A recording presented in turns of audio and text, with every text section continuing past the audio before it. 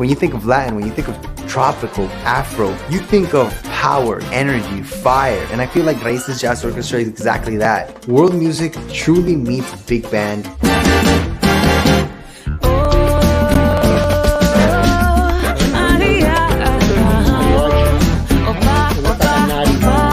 Projects like these are made of passion, so much love for the music. It's so powerful. It's funky with a very strong sense of the roots.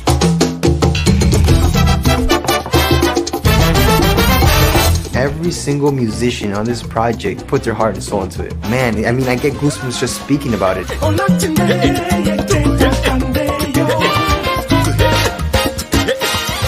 The process was also awesome. It was a great learning experience. One other thing that we've been doing in this album is like we've been going to the sources and recording in Peru with the batas recorded in Cuba. We also recorded with some musicians in Brazil and Spain, collaborating with those that are masters in their genre.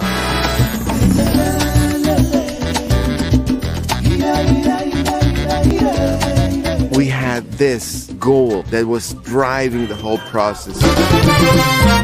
Your ears are gonna go on a journey through jazz and sabor and the real roots of Latin culture.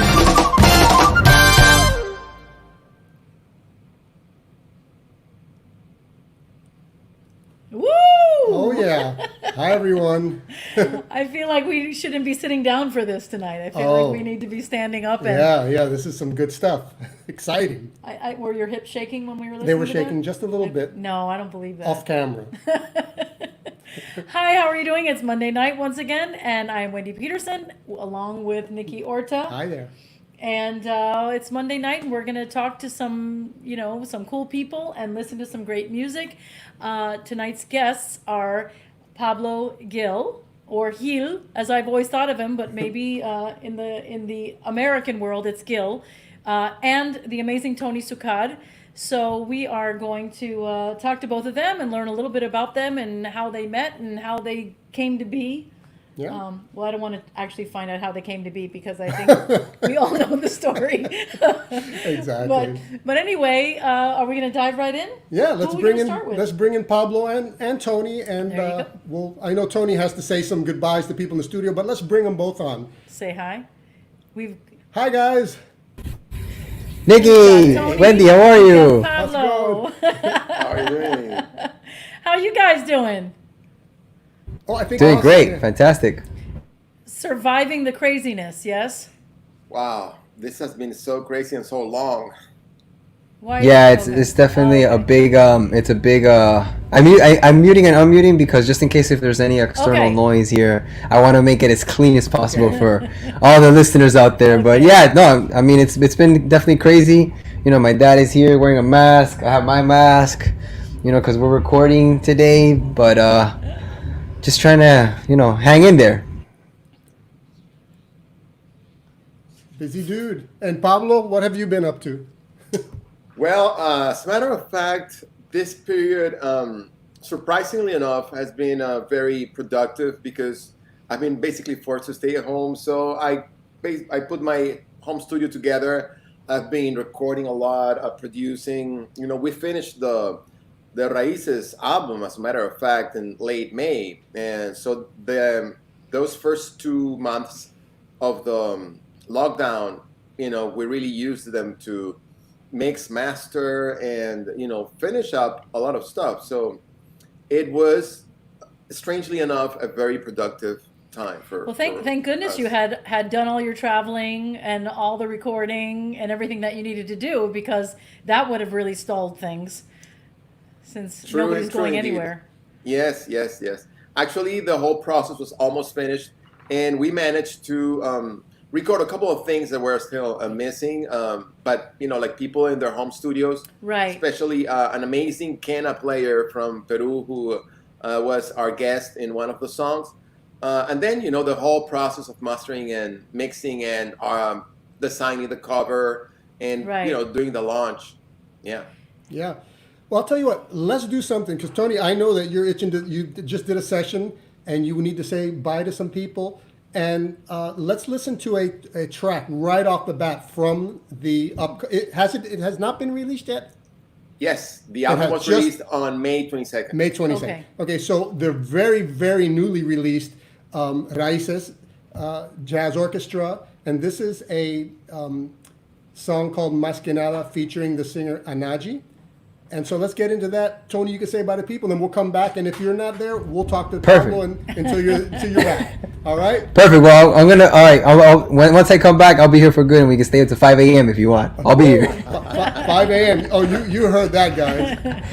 Pablo. Yeah, I'm a late owl, bro. Oh, I hear you. Oh, you're preaching to the choir. I might have you beat. Well, we'll talk about that later.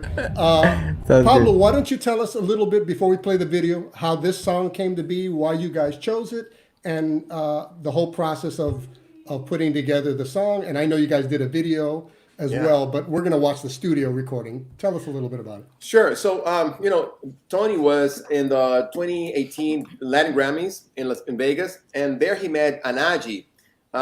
She was introduced by a common friend whose name is Tucci Rodriguez, amazing percussion player from Porto Alegre, Brazil. So, and Tony had already collaborated with Tutti. So he met Anaji in Vegas, and they really hit it off. So they started talking about a collaboration, and we started thinking that this could be a Raíces project, because we already had the project of having something from Brazil. Because the whole idea of Raíces is to gather all those roots that our Latin music has, and it's really so wide, so rich. And certainly Brazil is one of those sources of influences. Like for me, I always listen to, Ivan Lins, Milton Nascimento, so many great musicians, such great music melodically and harmonically. So it's always been, for us in Venezuela at least, a huge reference. So when we started, thinking about this collaboration with Anaji, we made a short list of the songs that we both liked. And, pretty much on the top of the list was Más que Nada. And very quickly we settled upon it. We started playing creative ping pong between Tony and I. Like, we started thinking about what we would do with it, finding the key, starting the arrangement off. And then we built it up. And when Anaji came, and I think it was probably late 2018, the whole arrangement was done, and she just came to record the vocals, and she is awesome. She has this beautiful tone, and also she has this rhythmic, Brazilian swing. So syncopated and so natural, so flowing. Right. So it was a huge, it was a lot of fun for one thing, and then we went to Porto Alegre, Brazil in February 2019, and that's when we shot the video clip, and also we recorded some vocals and some extra tracks for this recording. Oh, very cool. Well, let's give it a listen.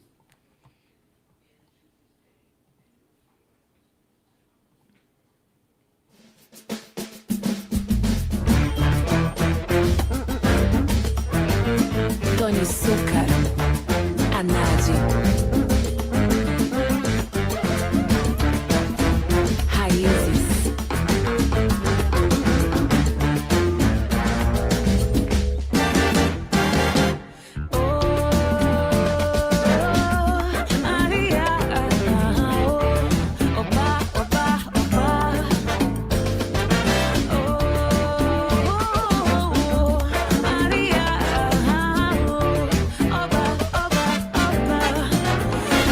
Que nada, sai da minha frente que eu quero passar.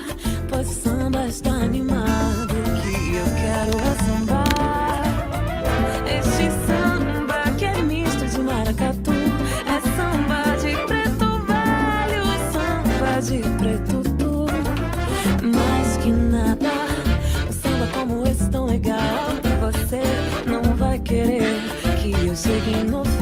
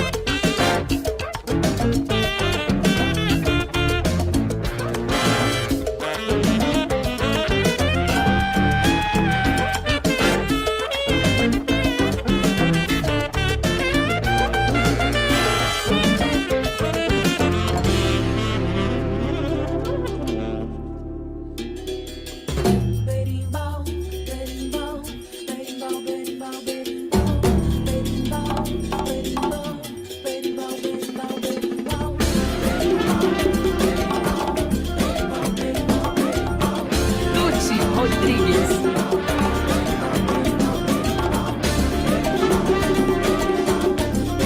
Dímelo, man.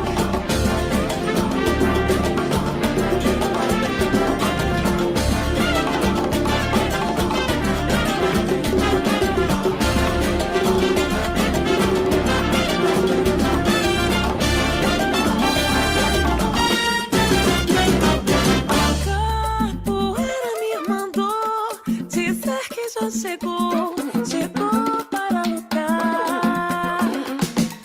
Ele então me confirmou, vai ter briga de amor, tristeza,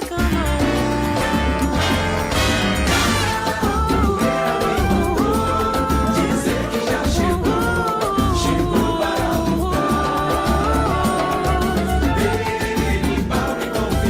me confirmou, amor, tristeza, não tem fim. Mais que nada, sai da minha frente que eu quero passar. Pois o samba está animado, o que eu quero é samba. Este samba que é misto de maracatu, é samba, samba de preto velho, samba de preto duro.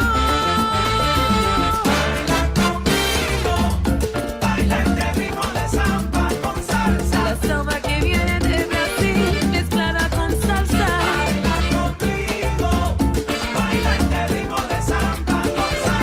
Baila mi samba, baila mi salsa.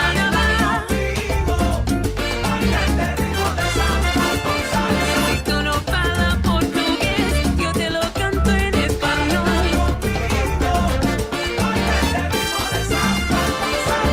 Mi samba con salsa. Baby samba, beso y con cada mão.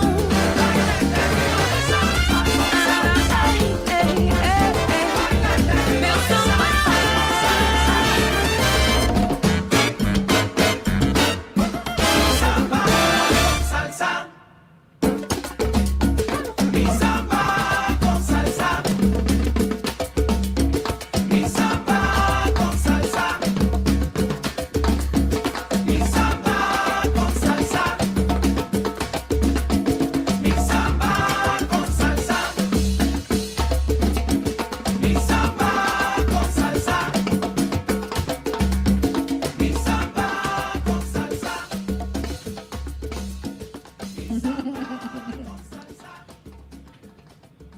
Ooh, very, very, Yeah, man. very flavorful. That is good stuff. I love how it blends the Brazilian with the salsa. It's just so good. Yeah, well, definitely that's part of what we're doing with Raíces, meaning that, whenever we go somewhere to some other culture, some other genre, it always is blended with our music. So, Yeah. for example, we have another song, it's called Midnight Spain, which has a huge, it has a long flamenco introduction, Nice. a bulería, but then it goes into our thing, keeping a little bit of that character when it transitions. So yeah, definitely we are into doing that blend. And I don't know if you surely noticed. Of course, you noticed that there's two songs in one. Which is the other song? Oh, What's the other God. song? Oh, I hate being put on the spot. It's that other one, the other one, Pablo. Come on, everybody knows what the other one was. Well, the other one was, you can hear the coro, the chorus part of Birimbao. This awesome Oh, composition. right. Ah, there you go. Gotcha. Yeah, exactly, right. That's exactly. right. Well, I have to say that I think the winning pronunciation of your name. So I said, Pablo Gil. I said Pablo Gil, but I think the winner is the Brazilian Pablo Gil. Yes. Gil, yeah, Gil. definitely. When Anaji says my name, I Yeah. just feel like I'm, I swing more. I Yeah. got more. Pablo, Absolutely. we had a question about for the American listeners, what does raíces mean? Raíces means roots, and obviously our names is a Spanglish name because we are here and we are both immigrants and we're both U.S. dual citizens. He's Peruvian American. I'm Venezuelan American. So that whole Spanglish thing is it's a good representation of what we are, I think. And raíces means roots, and but at the same time, we believe that we have the format of a big band, instrumentation of a big band, and we also have, in the writing, we try to keep some of the sophistication and the voicings and the harmonic structure of jazz. Right. Is certainly one of our main ingredients in this whole mix. So that's where our name comes from. But I can also use story. The name is actually not ours. I started this Facebook campaign, you could call it like that, asking all my friends what should be the name of a project that I had in mind with certain characteristics, and I described what Raíces was going to become and wasn't yet created. That was in mid 2016, and people sent a lot of possible names, and Raíces Jazz Orchestra was kind of the winner of the whole process. So you're from Venezuela. When did you get here? Well, I've been in Miami twice. I came here in 2010 to go to UM. Okay. And I did a DMA there with, some of the great teachers and musicians, like Martin Bejarano, Gary Lindsay, who was one of my, most important teachers in the sense that I learned a lot about writing and, arranging. Really, really transformative experience for me to study with Gary Lindsay. Gary Keller, my good friend and my saxophone teacher, and so many great people in UM. Then I went back to Venezuela for 3 years, and I started a BA program in jazz in one of the local universities. Okay. And I also led a large jazz ensemble with a youth orchestra system. It's a very strong program in Venezuela. Absolutely. There are great musicians that come from that system, like Gustavo Dudamel, who's the conductor of the LA Phil. Yeah. And, I enjoyed very much that period in Venezuela because I had, I could pretty much put together any concerts that I could possibly think of. But then, things really got extremely bad in Venezuela in terms of, the economy, the politics, the social situation. And I understood that things were not going to change for a while, and that, we were in a process similar to Cuba or to other countries in which, there's a type of government that just establishes itself and will not allow any change. Right. So that's the moment in which I decided to come back to Miami. That was mid 2016, and I've been here since. Oh, I think we we got Hello? frozen. No, we're here. It just froze for a second. Oh, okay. We're at the mercy of the internet gods. So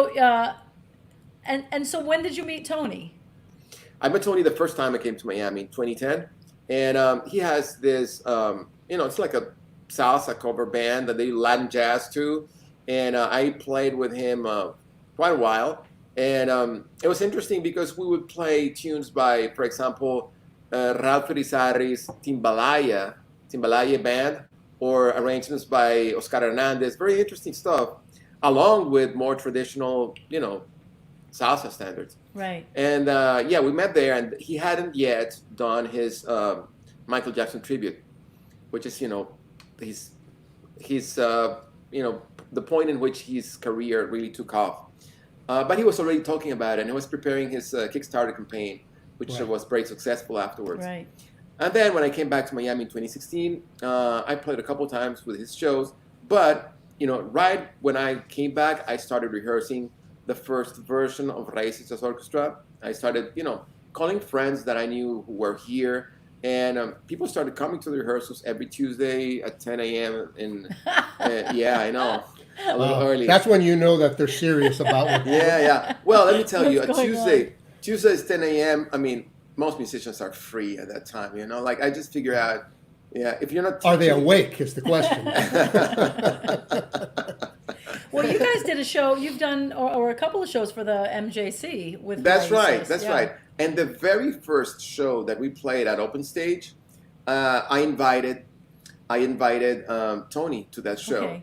and he played 2 songs with us, and I arranged Eye of the Hurricane, which was originally his arrangement. I orchestrated it for big band, and I changed to some sections, and we did some really a new arrangement based on his version.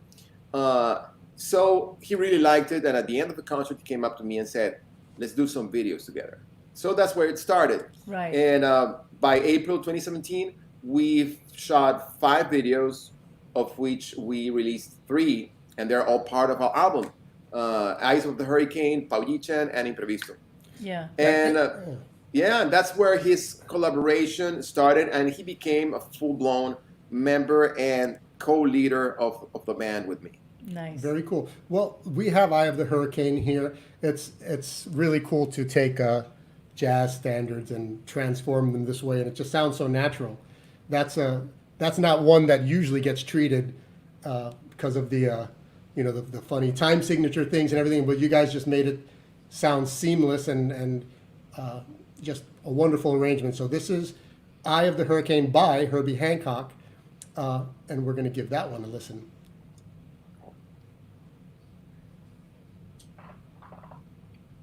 Get that out of the stream.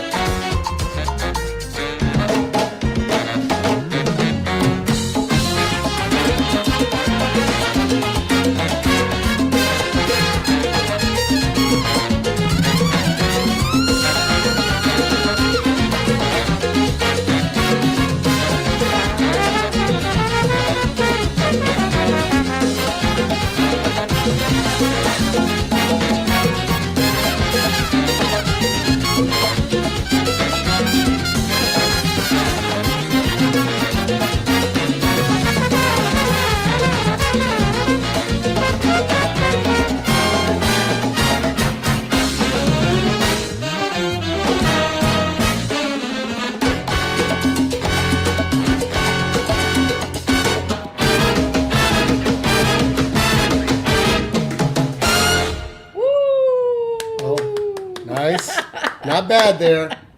It's almost like you guys know what you're doing. Almost. We try. Fantastic. So Pablo was telling us, Tony, that originated with your kind of arrangement. You had an initial arrangement of that, right? Yeah, this was in my graduate recital, and actually, the reason why I chose that song was because Rodolfo Zuniga, which was my drum set teacher at FIU, was the one who told me, "Yo, check this song out. You might want to do like a Latin version for your recital," because he knows that I love to do like Latin renditions of music, you know. So when I heard it the first time I heard it, man, I was like, "Dude, this song is sick," and I had never heard it in my life.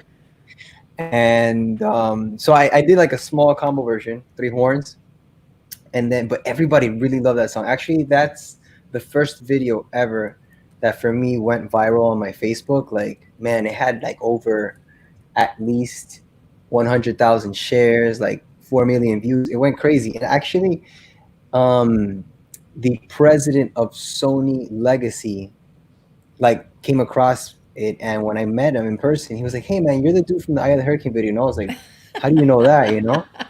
And he was like, "Yeah, I love jazz," and I saw that it come across my Facebook. So that was like cool. So it's come a long way because it really transformed after this whole big band like version that Pablo was able to put in all his ideas. And it's always better, I've seen, like when you first of all when you have like good chemistry and good vibes, and then when you both put two brains together with like no egos and just completely all about the music, that's when it really just completely stands out and takes it to the next level. So I think that's what happened with not only this song, but I think every song on this album. The I was going to say, the world is such a small, place. They always say, the world is so small, but the internet has actually made it even smaller. So you see, you telling the story about, the head of Sony hearing it. It's like makes total sense because everybody's connected now. Just a mouse click away, and you can be across the world. It's amazing how things get viral or just get around. It's pretty crazy. It's pretty crazy how like my whole career has been based off social media. Like if I didn't have social media, I would be, I don't know, like working at Sam Ash or something. Are they still around? That's true, right? Everything is on Amazon now. Sweetwater.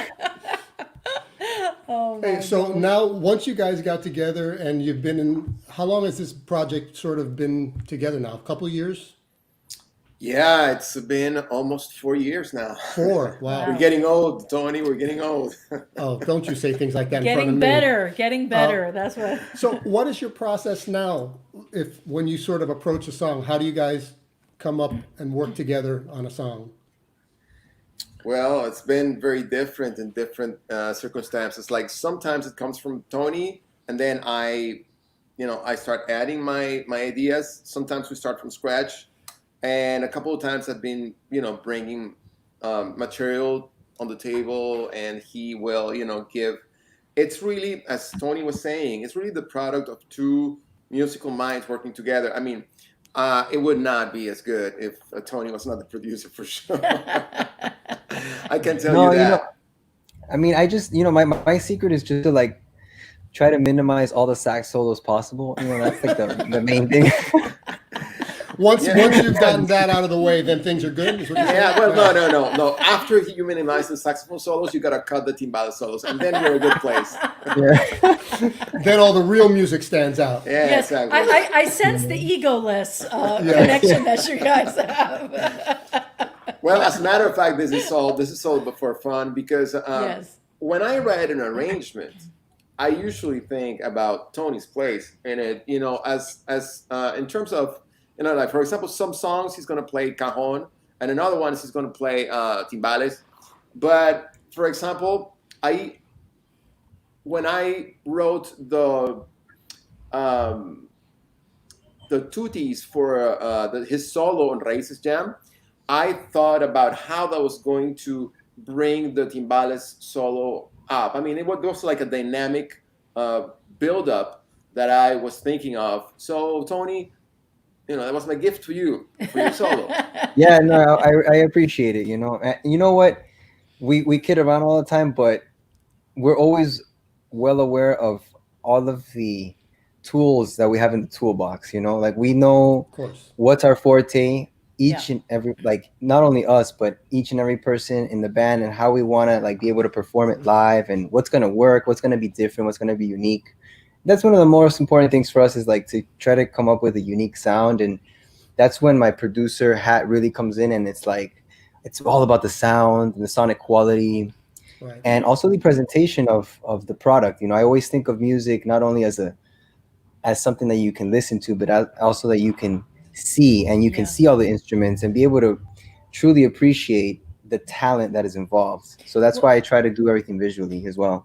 it's funny because I was, Nikki was showing me some of the clips that are going to be on tonight's show, and he was showing me your recital, a clip from your recital, and I thought, and it's so full of just visual, excitement as well as oral excitement, and and it is really a show, and I think that there's a lot of sometimes that's missing in jazz, like sometimes we take ourselves too seriously, and the fun is missing sometimes. So it's really kind of nice to see, you guys just having fun and, moving your bodies and doing the show of it, because really it's the point is to take music to the people. And, not everybody has, the education, or the, to really The vision, really. I mean, to understand, like Yeah. sometimes it goes way over people's heads, and just having that kind of connection to grab people in. Maybe they're not understanding what they're hearing, but they can understand what they're seeing. So it kind of takes them to another place, and maybe like opens the door to like really understand the music, Yeah. and to get more interested in it. So it's fantastic. So thank Here's a you. little snarky remark from our executive What do we have? creator of the Miami Jazz Co-op. Take out sax and percussion. What's left? Bass. God, no. Anything but that. Well, let's talk about bass. Let's talk about that bass. You guys are in good hands. Oh yeah. Well, yeah, We need to get Nikki on a track, man, ASAP. I'm there. I'm Yeah, there. for But I sure. love listening to Rodner's a great bass player, man. Rodner Padilla. Fantastic. yeah. And he's not only a regular bass player, but he's like also like a musical mind Totally. in terms of his conception. Great And musician, he I should say. collaborated a lot in terms of his input into the arrangements. Just by Right. playing the bass, there were so many great ideas that afterwards I took some of that and orchestrated it, or wrote it for the Barry sax, or Right. and there was such cool lines, Yeah. and he's an awesome musician. Yeah, for sure. Well, we should let people see the album cover because we do want them to go out, rush out, and buy this. We do. This is and it is available in all the usual places, I imagine. Yeah, it's available on all the platforms, Spotify, Amazon, and iTunes. But we're also coming out with the physical CD that they can buy on Amazon as well, and I'm a through the huge fan website. of that. Anytime we're For talking sure. about this, I love the physical copy of a CD in my hand rather than a digital download. It's just a preference. Well, you know I what? agree. Well, and I'm one of those nerds that have like written several times to iTunes to ask them to put credits, or have access to the credits, because that's the one thing that I miss Yeah. when I hear something great, like oh wow, that was a great bass player on that tune. I wonder who it was. You have to really like go dig deep to find it. If you had the CD, everything's there and it's nice. But Oh, look. okay, all right, Lisa Ann Lyons is checking in. Lisanne, it's a pleasure to see you. This is awesome that you can see all the comments right there. I mean, you guys are crazy. You guys are like a huge This is- production team right now. We think of this as the Wayne's World of the jazz show. We you know? are. Totally.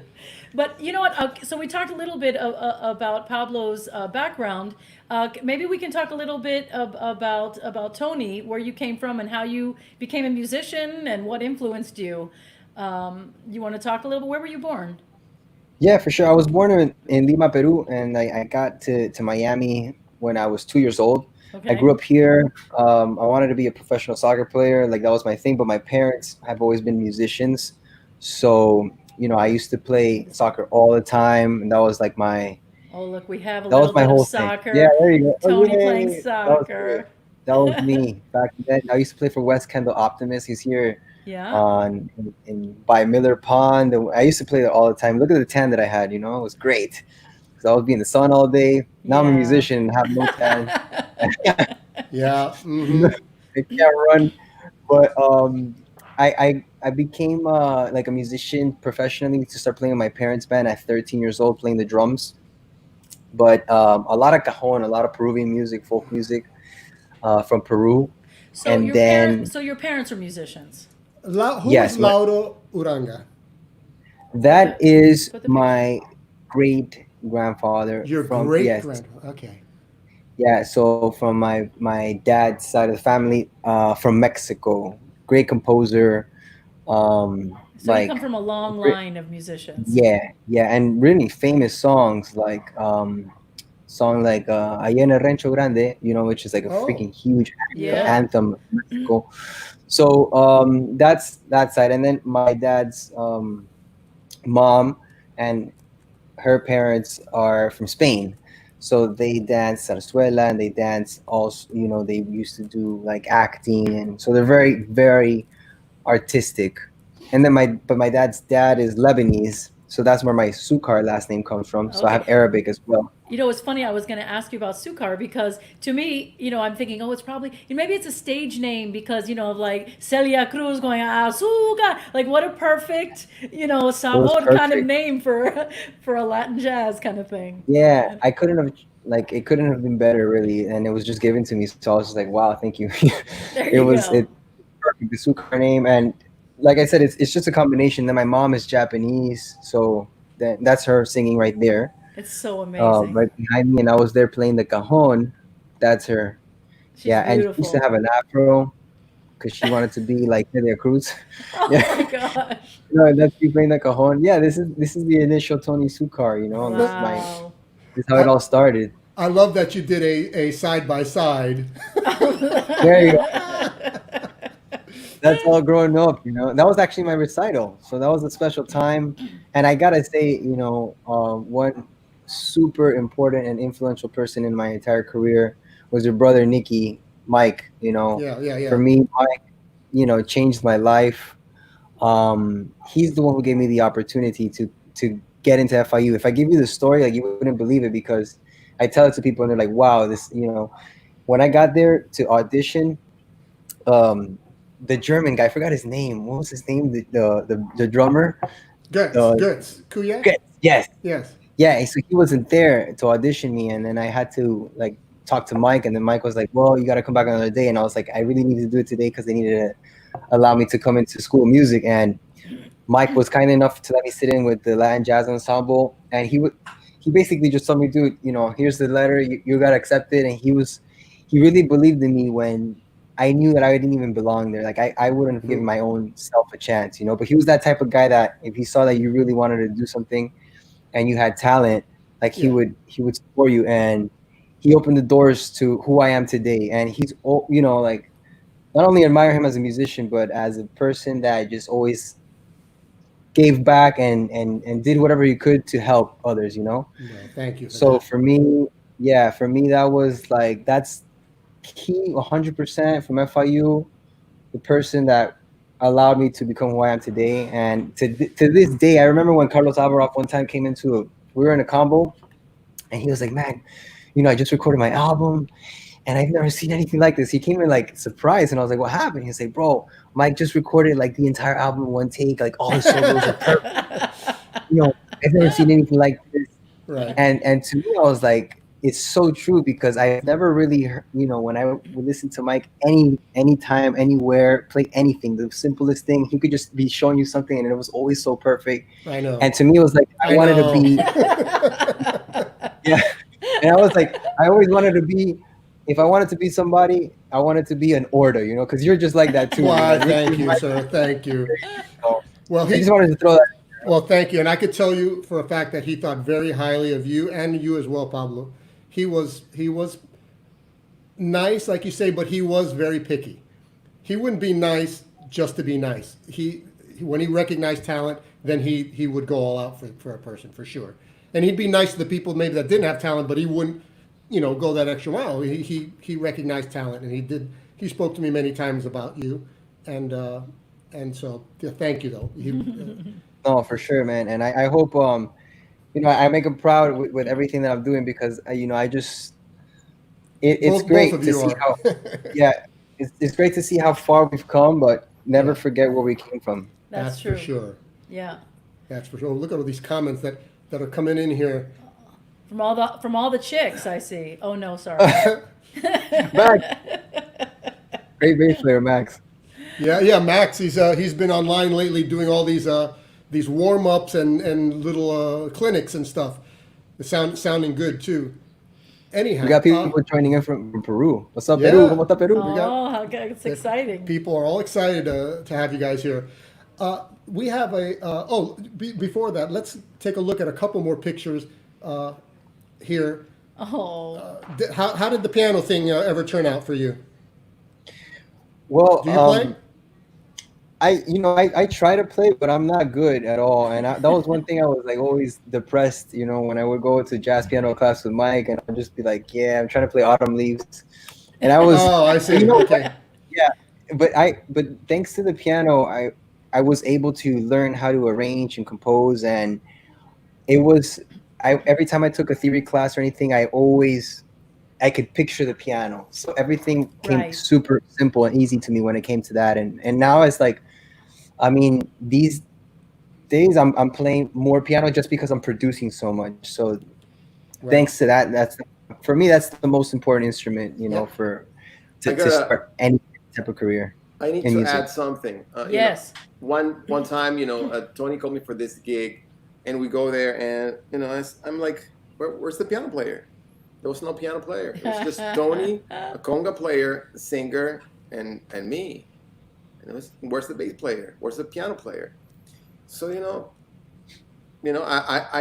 the minutes go by, and the time to get on stage arrives, and I say, okay, I guess we're gonna play some kind of weird gig, just me, a singer, and all percussion. And then Tony just goes and he sits on the piano, and then he starts playing left-hand bass and right-hand montuno during the whole show. There you The go. whole show. So he was playing, and he was playing it spot on, all the arrangements, all the tutti parts and So everything. he just flat out lied to us right He now. played the whole gig. No, but Playing those are simple bass, tunes, though, man. piano, left hand, montuno, tumbao, and right hand montunos at the same time during the whole night. God. And Wow. I did not miss the bass player nor the piano player. So there you go, Thanks, Pablo. Tony. Well, I Okay. play a Well, little- it was nice talking to Tony. No, I'm sorry. No, That was funny, man. I want to wrap this whole Tony story here. So, Tony, you I guess started with your family, right? Performing. Is that how it happened? Yeah. So you Yeah. started with Cajon very early on, and then played for many years. It looks like from these pictures. Yeah, and I stayed with the percussion because it was what my calling. I guess like it was. I really love to play timbales and cajon, and I love to make a lot of like show. Noise. I always like to smile, and I felt like the piano was an instrument that didn't allow me to express myself the fullest. So that's like we used to play New Year's gigs all the time. Right. Full year Yeah. round. My parents, my sister used to sing. We used to turn off our microphone all the time. It was super Right. out of tune. But everybody would always say, Yeah. everybody would be like, man, your sister's so great, because she has super charisma like my mom and used oh to my dance. gosh. Right. But this was basically all of my childhood and throughout college.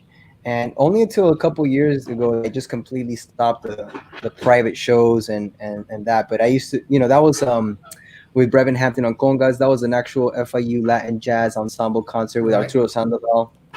We used to Yeah, come in there and he do all is. those shows. Yeah, those were great days. Funky Cha and all those Right, tunes, right. Manteca. Yep. The usual Arturo. And then, of course, Uh, you graduated finally. Did your stupendous recital, which we'll have a clip on later.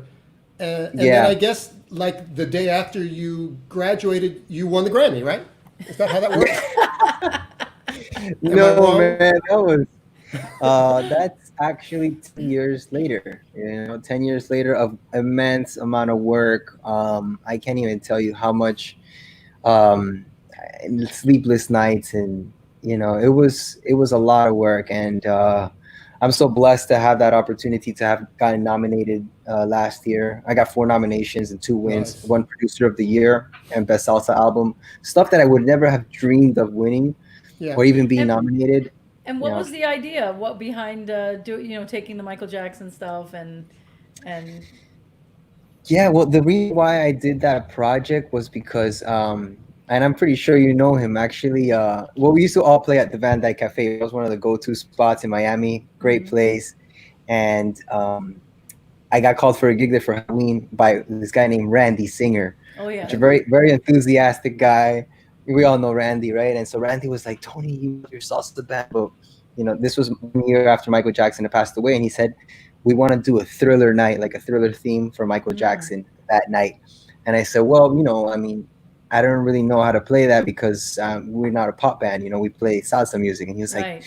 no, just try to play it somehow. I don't know if you just do like a Latin thing and so that's when the light bulb went on. And I said, Yeah. man, I really want to do this gig because it's South Beach, we all know the costume madness in South Beach. And I Yeah. was like in the whole adrenaline of being in college, and I wanted to be out with my friends. And so I accepted the gig, and I didn't have the instrumentation to play it in the pop style. So I just did a Latin salsa arrangement to it. Right. And that is what sparked the idea, because it grooved so cool and people reacted so positively that night that I said, wait a Right. minute, I should probably do like a There's Latin something tribute to here. Michael Jackson album, right? And I was always looking for an idea to do, and it was either do like an original composition album or do like a concept.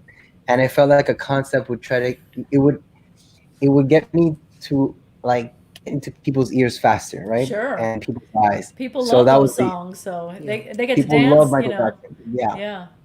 So that's how the Amazing. whole thing happened. Yeah. Tony, I just want to, before the screen scrolls up too fast, my mother has been watching the broadcast and she wrote this to you. Beautiful words. You touched Oh, my Kathy. heart. Well, I am honored to be, friends with Nikki and have had the opportunity to live my life and been like, and tell me Mike is in my heart forever. And like if anybody ever talks about Mike, it's like he's the man. So I love Cool. yeah. Yeah. Hey, I'm itching to hear Pablo. Pablo has sax out, and I thought, man, can we hear you play a little bit, Pablo? Don't I get to warm up a little bit? Like, don't you want to play another song? I will Yes, play another that's song. exactly what we're Actually, saying. how about we do a behind-the-scenes video of the Raices CD that you guys were working on? Great. Let me get to that real quick. Nikki's the man. He's the host and also the technician. So I am. So No, I you're- could see that. I could you see have that. to bear with me. Here, check this out.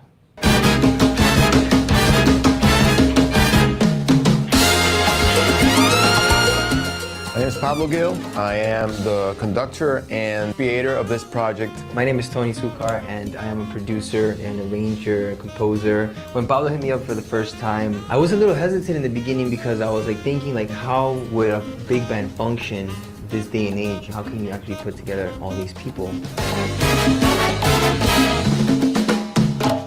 I am very, very excited about this. I have my head full of ideas of the things that we can do, the collaborations we can establish with different artists, and the genres that we can explore. I think of Raíces not only as a big band, but also like a composers collective. I am very interested in using music by Silvano Monasterios, by Luis Perdomo, Edward Simon. We really want to explore different musical avenues. The concept, once you started describing to me, was so great, and then you kind of mentioned some of the people that were involved, and I was like, wow, he's got like all these guys like Ronald Padilla and Roberto Moreno and Adolfo on the drums, Joan Escalante and Josid on the trombone. Once I came to the first rehearsal and I actually was able to experience, I was like, man, this is just incredible.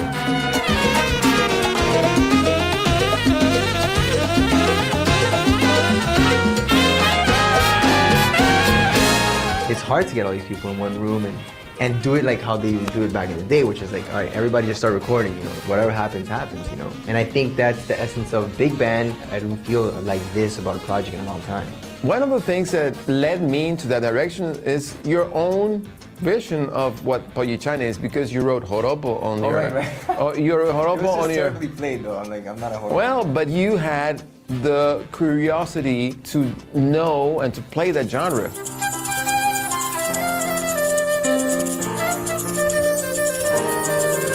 A good part of my life I spent in Venezuela, and I have such strong roots over there.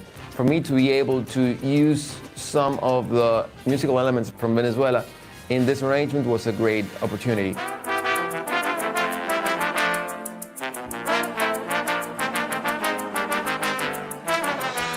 It's one of the things that attracted me and it challenges me as a percussionist, because you have to now like open up your spectrum of rhythms, and they're endless. Pablo is like really challenging all of us to bring the best out of us and to keep the culture going. And that's really what the essence of this music is, you know, to keep the culture alive, to keep the jazz alive, to keep the Latin rhythms, to keep the evolution going. You know, I think fusion is the way to do it, and this band is all about that.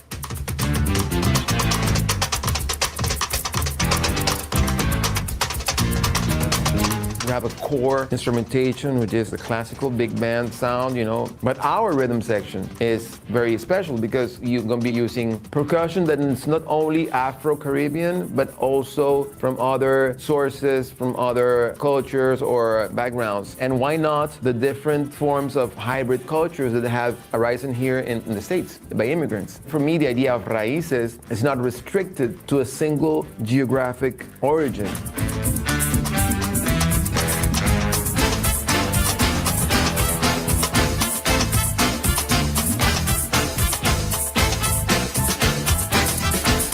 The goal in mind, you know, is to create content, to create music for people to enjoy and listen to the recordings, but at the end of the day, to be able to really see it live. And we're gonna go step by step to try to get there. Let's do it. Let's do it.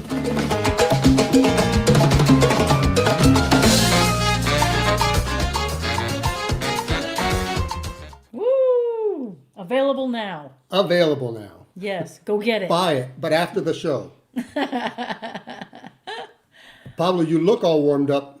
But now we can't hear you. Oh, Yeah, we Oh, can. there, no, no, yes, we can. yes, We're yes, good. yeah.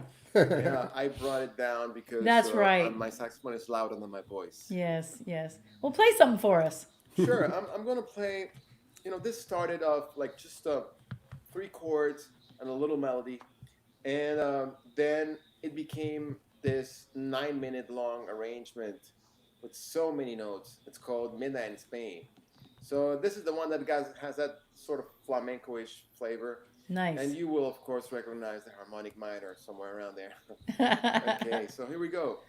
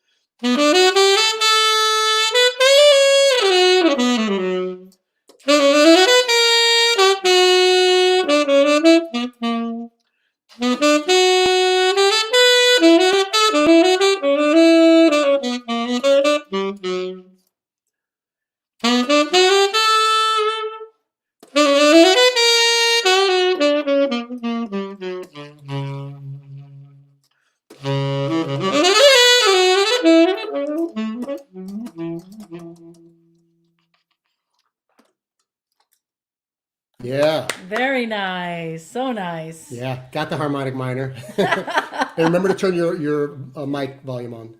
Yeah, so we can hear you talk well. That was great. Yeah, so that song, we have these great musicians from Spain. Israel Piraña Suarez, one of the best cajon players in the world. He's so good that Tony does not play cajon on that song because it's like, for me having somebody like Chris Potter on a CD, Right. like I'm not going to be playing saxophone on that track. I mean, not a Right. solo. So yeah, he gave Israel Piraña, because Piraña is like not only a great cajon player but also an expert in flamenco. Right. Right. So, and that's a little bit of what we wanted to do in this album, is not only going to the roots in terms of using the genres and using the styles, but also having people come and join us from, like, for example, we have Israel, we have some flamenco singers, we have a flamenco dancer, we have a piano player that's also very knowledgeable in flamenco on that song. But for example, on another song, we have Richard Bona as a guest, Right. with this awesome bata group from Cuba. On another song, we have, as I said before, the quena player from Peru. And some people cannot believe, they always ask me, who's the flute player? Who's the flute player? And when I say it's not a flute, but it's, the quena is just like a piece of Like a wood reed. with some holes in it, right? Yeah. Yep. And he manages to play such complex stuff that we wrote for that song. It's pretty amazing. And we also have these great percussion players from Peru on another song, just a festejo called Feste Fuego. So that's what we wanted to do. We wanted to go deep into the roots and bring people into this project that will enrich it with their musicality. Very cool. I love it. Shall we listen to the Imprevisto? Great. Composition by Cesar Orozco, piano player from Venezuela and Cuba. It's coming. Oh, it's coming. Don't you worry about it.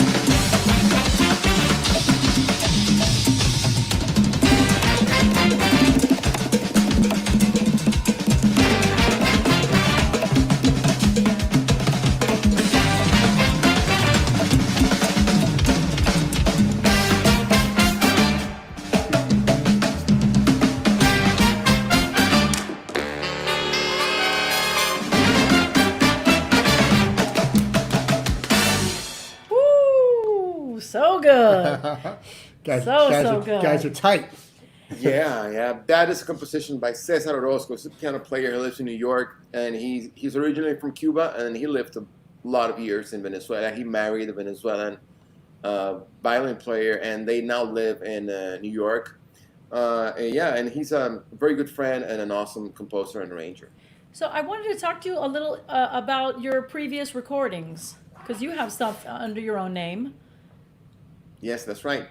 Yeah, and so we wanted to, just hear a little something about from your recordings. Sure. What- That album, the cover, that album is the cover of a ballad album in which I have two great piano players. One of them is Dave Yukoski. He plays half of the album, and the other half, it's Edward Simon, who is also from Venezuela originally, but who has been known, for Great playing in pianist. the San Francisco Jazz Collective and a bunch of other great musical situations. So there I recorded songs such as The Peacocks, for example. I recorded Blame It on My Youth. I also Nice. recorded some La Muerte del Ángel, a song by Astor Piazzolla. I recorded some, it was music. Oh, I recorded a work by Federico Monpou, who's a composer from Spain, early 20th century. He's like in a little bit of the Albéniz, Debussy, impressionistic kind of music. So yeah, that was I enjoyed very much that particular album because I always wanted to do a ballad album. So that's it. And I also have another album which we probably want to talk. Oh, this is Encuentros. And this is pretty much inspired by that great album by Herbie Hancock, in which he invites a bunch of different singers. This is my take on that with Venezuelan singers. So Oh, wow. yeah, so there's like 9 different singers there. I'll have to check that out. I would be very interested to Yeah, listen to amongst that. them, there's Marianela Rojas, who recently won last year a Best New Artist in the Latin Grammys. We have Biela da Costa, who's like the legend of jazz singing in Venezuela. She has a beautiful, beautiful voice and a really great singer. They're all great, each one in their own way. Marcial Isturiz is an extremely talented multi-instrumentalist who can also sing a little bit like a modern day Oscar de Leon in a way. Okay. Yeah, so that was more as a producer. I didn't play that much in that Okay. album. I had also the inclination to produce and arrange. That's one of my main activities. So I approached that album in particular more within that vein. Okay, nice. And we have a track here. I don't know, did the Major Delights come from an album, or was that just one of your songs that you performed live? That comes from an album called Succar Jazz Live, and we used to play at this jazz club in Caracas every Tuesday for probably 8 to 10 years. Every Tuesday. So after a while, the band was pretty tight. Nice. Yeah, and we would play a lot of different stuff. So one night, we had Mike Stern over for that, and we did like small tour. We played like 4 or 5 cities in Venezuela, and at the end of the tour, we recorded this album live. We bought like really good mobile recording equipment, and it's I think the album sounds really great. Recorded by my friend, deceased and very loved Rafael Rondon, and he was responsible for this album sounding so good being live in a club. Okay, well, we're going to listen to a track from there. Major Delights.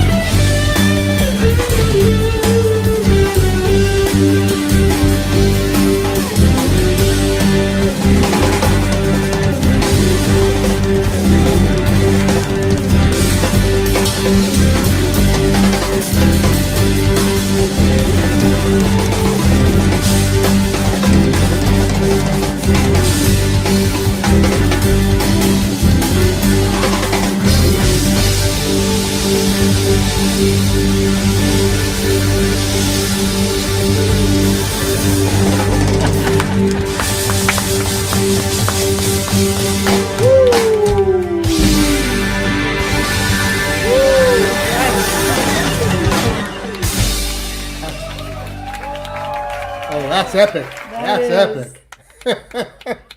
Yeah, Wow, with wow. that ending, you make Amazing. sure. With that ending, you make sure that people are gonna clap their hands after that. Absolutely. sure.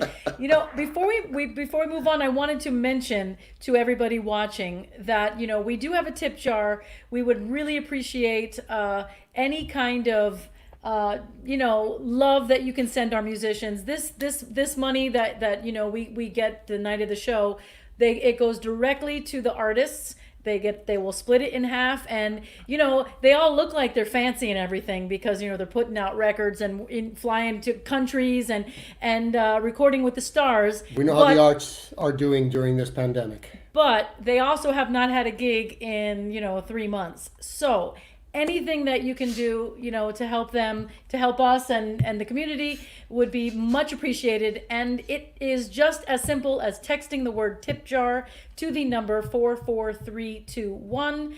It sends you a little link to go that goes directly to the tip jar. It's very easy. It can be anonymous if you want or not, but it's just a little something to sustain everybody in this kind of weird time.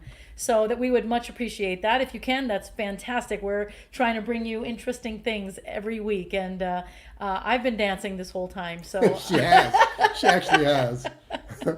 that's all I can ask for. But yeah, so we heard Pablo play a little bit, and so now I think it's only fair that we get to hear Tony doing something a little for us. For sure, for sure. So this is let me test out the mic. Let me know if you can hear the cajon fine. It's a You hear little, fine? it's a little hot And when you bang on the main part. Yeah, of the it. bass of it is a little distorting, but it's kind of cool too. It sounds like Let let me see if I can lower the volume on the. it kind of sounds like you're doing like no, what is it? It's like I can't even. I wish I could beatbox, but That'll Hold on. do. yeah, there you go. Is it a little better? Yes. Yeah. Okay, cool. So I'm gonna play a couple of rhythms here from my country, Peru. Which Nice. is where this instrument comes from. It's called the cajon, but it's got my name on it and it's pretty fancy. And a bunch of signatures of cool people that have come to the studio. It's my studio cajon, and it has a hole in the back. That's pretty much it. All right, here it goes.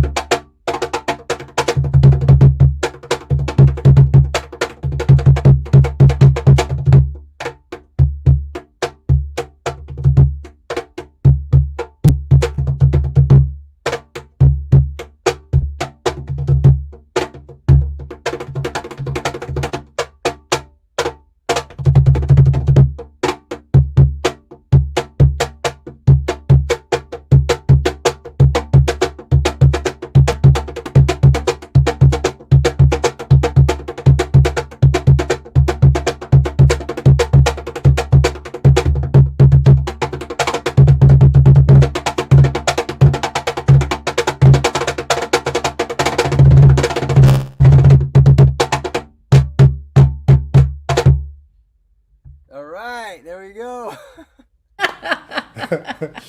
Very nice. That's the cajon. That's great. We have a little clip. We had talked a little bit about your recital, Tony, and I know it was a huge extravaganza with dancers and a big band and all sorts of cool stuff going on. And it was like a 14-minute clip, which is a little longer than we have time for. But I wanted to edit down a couple of cool solos that you did and a little clip of some dancing, so they get a flavor of what you put together for a recital. So this is, I guess, the new norm for everybody that's doing recital. It's got to be at this level. It's gotta be epic. Epic, Check for this out. sure.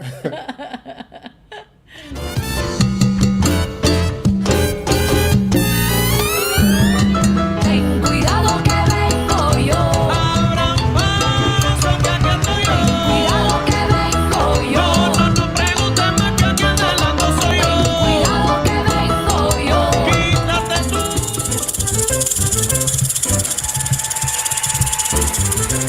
That's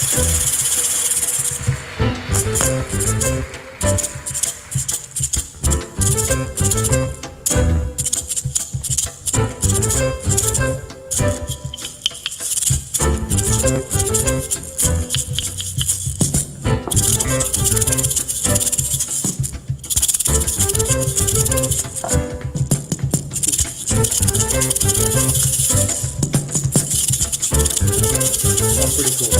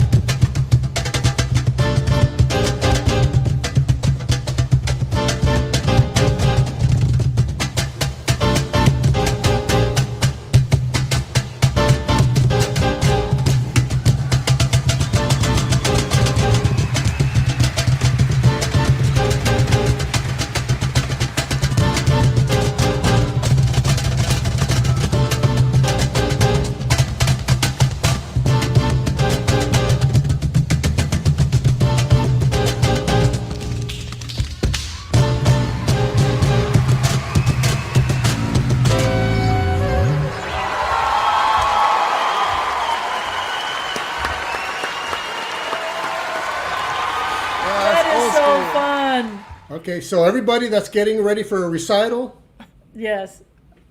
It's Listen. gotta go. You gotta go all out African, We get excited with that stuff. Let me just say, as a chick singer that has had, fumbles her way through the shaker or something, to see you do that with the maracas it just kills me. It's like, wow. It's actually Crazy. it's actually an illusion though, because I'm not even really good with that. Actually, there's a guy that recorded on our album. His name is Layita, and he's like the master at this stuff. So that's why I've never played the maracas ever again. That was the last time I played it, because ever since I met him, I was like, man, I'm a fraud. Well, Like, it's impressive to me. So it's cool. your job though. is done. I love the instrument though. I love the instrument, and I feel like it's such a cool visual thing, and Yeah. that's why I chose to do it, because I saw this Arturo Sandoval show where he Tomasito Cruz, which is a Cuban percussionist, he played it, and he was kind of like me, where he was just kind of like doing his own thing and Yeah. using like his showmanship, right? But it like, for the people to just see an instrument that's so simple do like these little like rudiments, Yeah, like, it just freaks them absolutely. out, so it's Yeah. actually, something that is very common, right, in Pablo and in Venezuelan folk music, which is like the joropo, and it's like amazing actually the way they actually do it. So hopefully one day I can learn and be good. there you go. We all have to have goals, Yeah, exactly.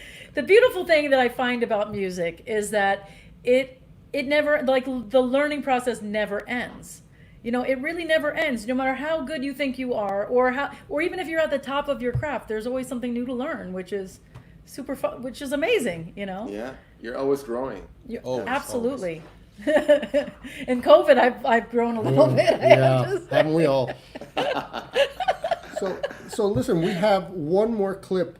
Pablo, tell us about this Jazz Ambassadors thing. We're going to end with this and then come back and say goodnight to you both.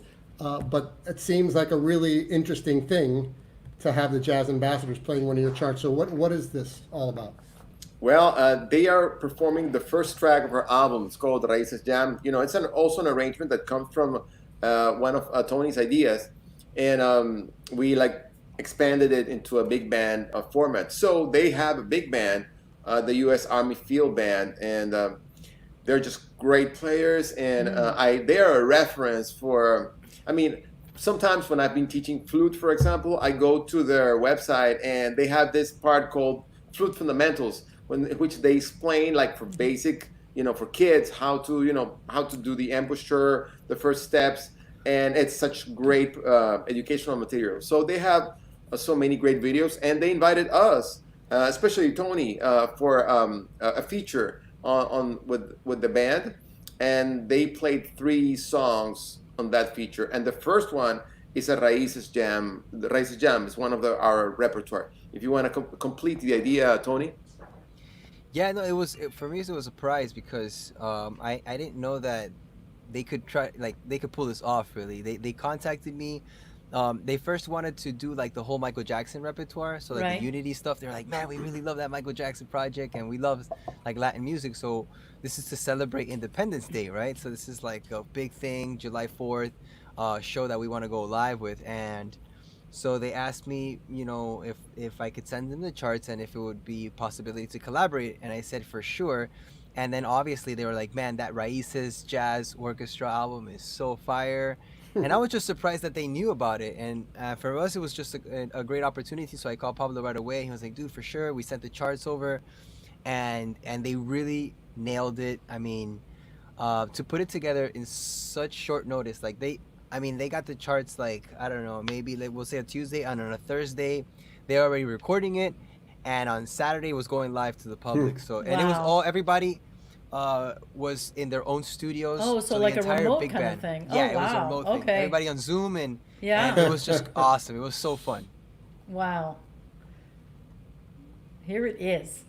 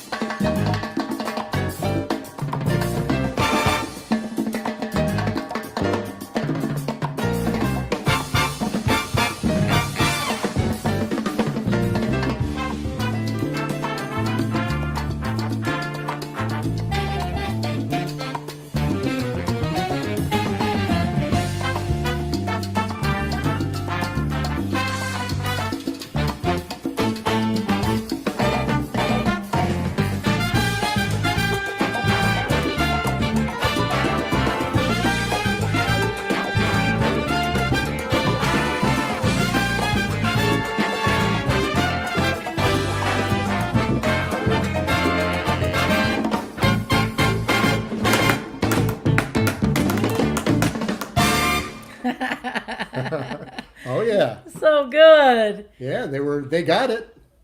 Totally I'm awesome, telling you. guys. I was surprised. I was really surprised, for them to groove like that.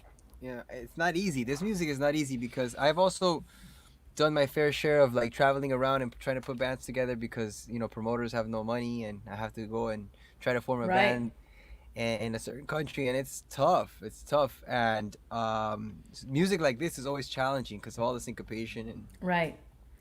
but these guys nailed it, so I'm just Yeah, if extremely you honored. and if you don't grow up with it, it really is. It's not in you. So you can be reading the notes, but there's a certain swing to it that it's very hard. I know. I listen. Being a teacher, I've had students that were great, accomplished. But if they were American, let's say, and they came to this genre, it was like it's a whole different thing. It's kind of what you were saying, Pablo, too, with Anaji. That natural flow that the Brazilians have. Even for those of us that grew up with Latin music, it's just not the same. They Yeah. grew up with it. It's in their blood. They don't think about it. We We, have have it- to analyze and figure it out and try and get it. And generally, as much as we become accomplished at it, we still always have an accent. Right. In the music, Yeah. not necessarily, whatever. Yeah. There's always just a slight accent, But they which, did a great job with that. Yeah. For sure. They did. They did. so totally. fun.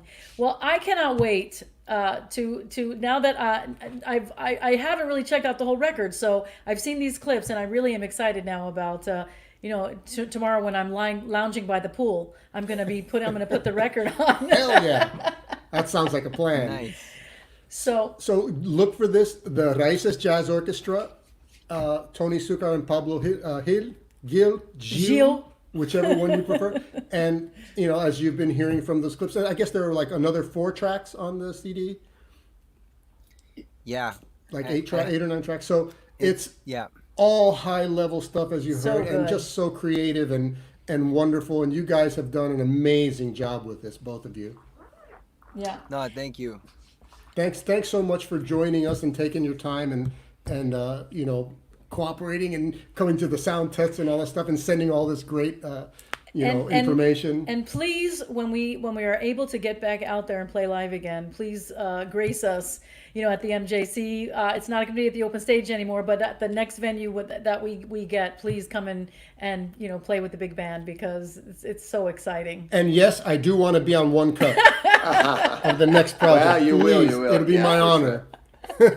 Guys, Yeah, Nikki Absolutely. and Wendy, thank you for having us. It's thank been you, a pleasure Pablo. sharing our Thank you, music. Tony. Thank you so much. Until Yeah. the next one. Yeah. Thank you All guys right, so guys. much, and thanks to everybody that tuned in. Yes. Awesome. Thank you. And Yeah. everybody, you can watch it again if you missed anything, or you think you have a friend that might want to see it. We urge you to like our Facebook page, the Miami Jazz Cooperative Facebook page, and subscribe to our YouTube channel. Yeah, I feel like I feel Yes, like such a let's millennial put- when I say Let's like put we that have up a to those YouTube who channel. like to read these things. Right, there you go. But it does help us, spread the message, spread the word, and it's important.